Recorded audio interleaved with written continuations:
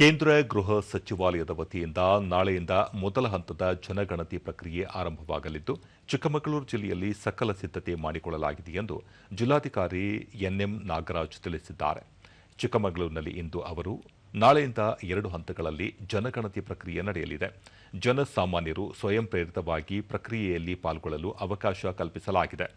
ಮೊದಲ ಹಂತದಲ್ಲಿ ಮನೆ ಪಟ್ಟಿ ಮಾಡಿ ಆನಂತರ ಜನಗಣತಿ ಕಾರ್ಯ ನಡೆಯಲಿದೆ ಎಂದು ಹೇಳಿದರು.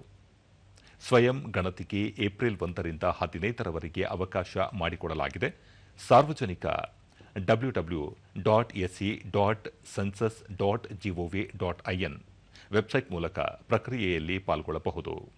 ಯಾರು ಈ ಪ್ರಕ್ರಿಯೆಯಲ್ಲಿ ಪಾಲ್ಗೊಳ್ಳುವುದಿಲ್ಲವೋ ಅಂಥವರ ಮನೆಗೆ ಭೇಟಿ ನೀಡಲಾಗುವುದು.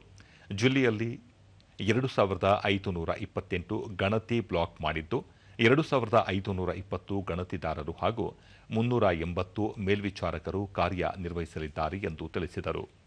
ಜನಗಣತಿಯಲ್ಲಿ ನೀಡುವ ಮಾಹಿತಿಯನ್ನು ಗೌಪ್ಯವಾಗಿ ಇಡಲಾಗುವುದು. ಈ ಬಗ್ಗೆ ಸಾರ್ವಜನಿಕರಿಗೆ ಯಾವುದೇ ಆತಂಕ ಬೇಡ. ಸರ್ಕಾರದ ಯಾವುದೇ ಇಲಾಖೆಯೊಂದಿಗೂ ಮಾಹಿತಿಯನ್ನು ಹಂಚಿಕೊಳ್ಳುವುದಿಲ್ಲ.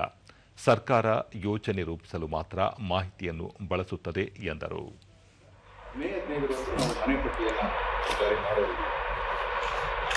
ಮನೆ ಗಣತಿ ಸ್ವಯಂ ಗಣತಿ ಮಾಡ್ಕೊಳ್ಳೋದು ಕಷ್ಟನಾ ಹೇಗೆ ಅಂತ ಅಂದ್ಬಿಟ್ಟು ಜನರಿಗೆ ಒಂದು ಗೊಂದಲ ಇರುತ್ತೆ. ಬಹಳ KYC ಇರೋದಿಲ್ಲ.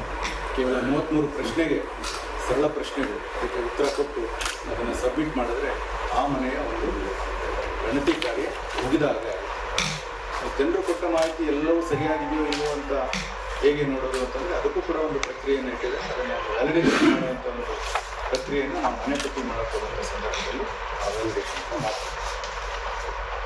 ಸುಮಾರು ನಮ್ಮ ಜಿಲ್ಲೆಯಲ್ಲಿ 2528 ಗಣತಿ 220 ಗಣತಿದಾರರನ್ನು ನಾವು ನೇಮಕ ಮಾಡಿದ್ದೀವಿ. 380 ಮೇಲ್ವಿಚಾರಕರಿರ್ತಾರೆ. ಇದನ್ನು ಜಿಲ್ಲಾ ಮಟ್ಟದಲ್ಲಿ ಮತ್ತು ತಾಲೂಕು ಮಟ್ಟದಲ್ಲಿ ಮಾಡೋದಕ್ಕೆ ತಾಲೂಕು ಆಡಳಿತ ಮತ್ತು ಜಿಲ್ಲಾಡಳಿತ ಅನೇಕ ಅಧಿಕಾರಿಗಳನ್ನು ನಾವು ನೇಮಕ ಮಾಡಿದ್ದೀವಿ.